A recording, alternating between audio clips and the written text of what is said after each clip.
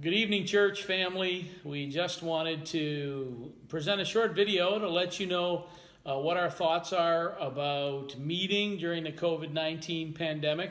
As you know, here in South Africa, we've recently been told that as of June 1st, churches can meet with less than 50 people. However, there are a lot of regulations regarding those meetings which you may not be aware of. We have a copy of the official regulations regarding meeting together for worship. And so what we've decided after considering these regulations is that we will not rush to meet together. So the first Sunday in June, which is June 7, we will not have an actual physical meeting. We will continue with our online services at this point. Now, I know that is disappointing, but I want to tell you why it is that we've decided not to have meetings right away.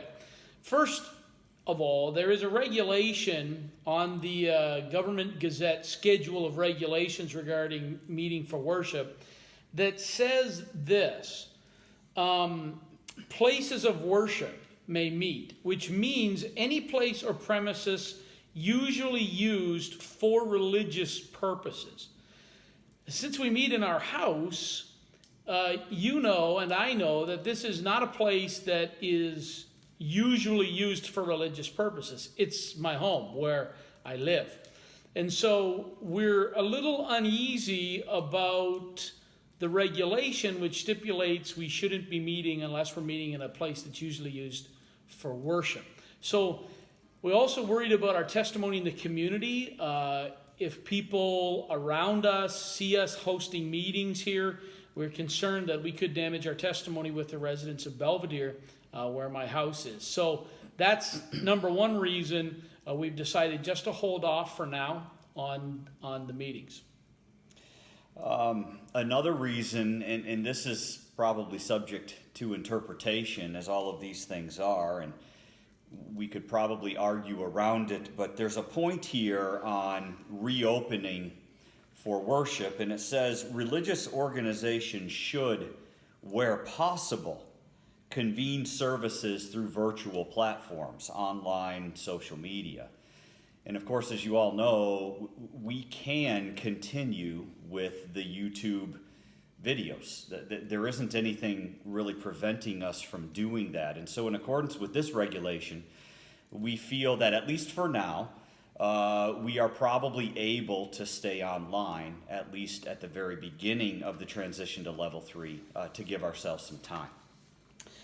Then under this regulation here that says social distancing, regulation number 5, it stipulates on letter D that singing of hymns is limited to solo performances or pre-recorded performances during the religious service or activity.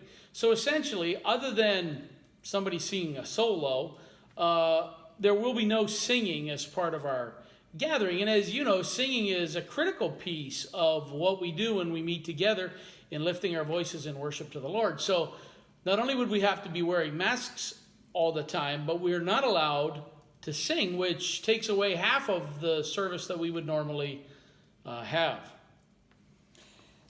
A couple other final things that give us pause, or at the very least make us want to perhaps take a little bit more time and make sure we're fully prepared when we do decide to get together, is there are a couple of regulations on the health and safety measures, in particular under point 4, subpoint 2, subpoint A.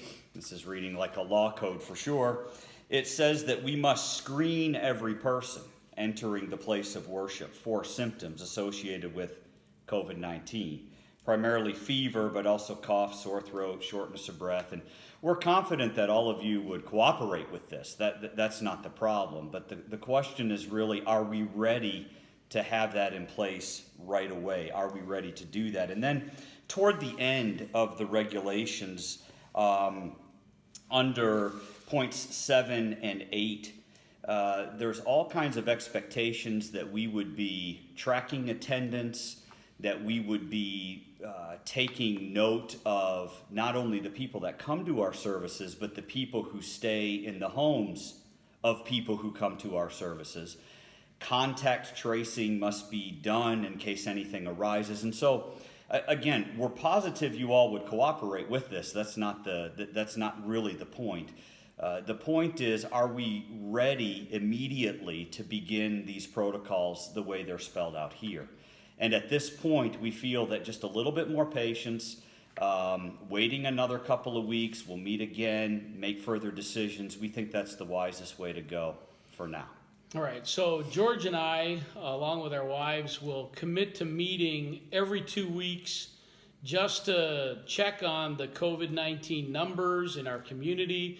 We'll talk about, look, what's changed, can we meet? We also want you to know that we have spoken to churches, not just churches within our fellowship. We've talked to churches outside of our fellowship to see what's going on, not just foreign missionaries, but also national South African pastors.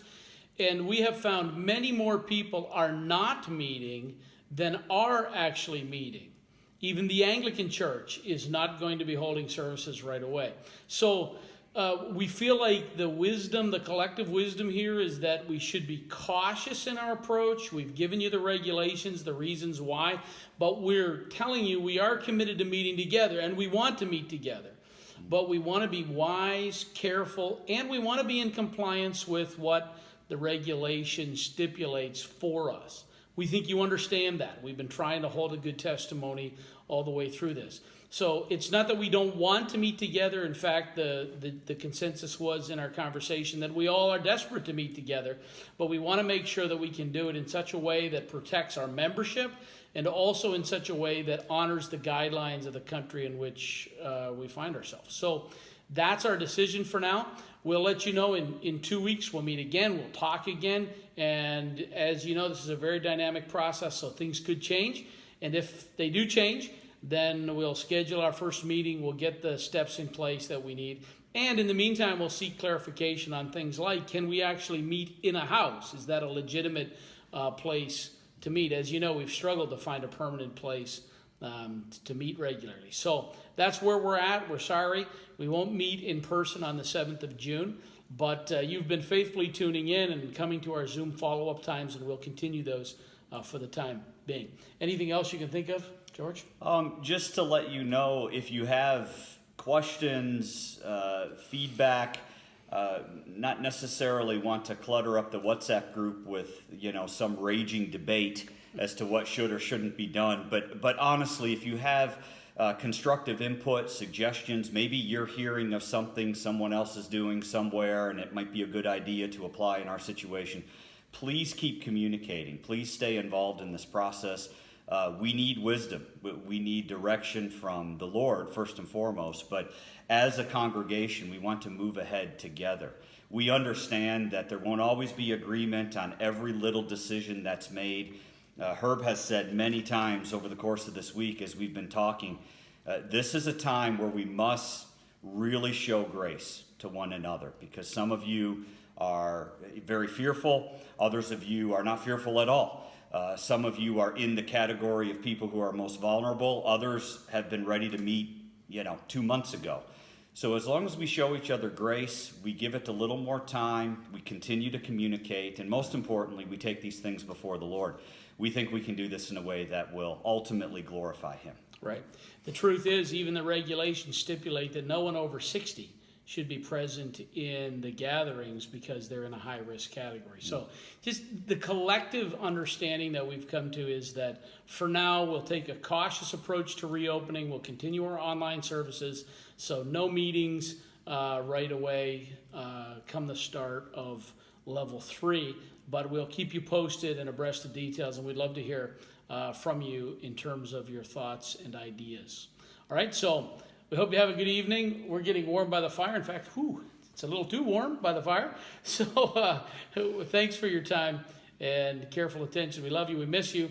And we look forward to the time when we can meet together again as we normally meet together, singing, blending our voices and hearts together and enjoying one another's fellowship over tea and coffee and around the Word. So we look forward to that. God bless.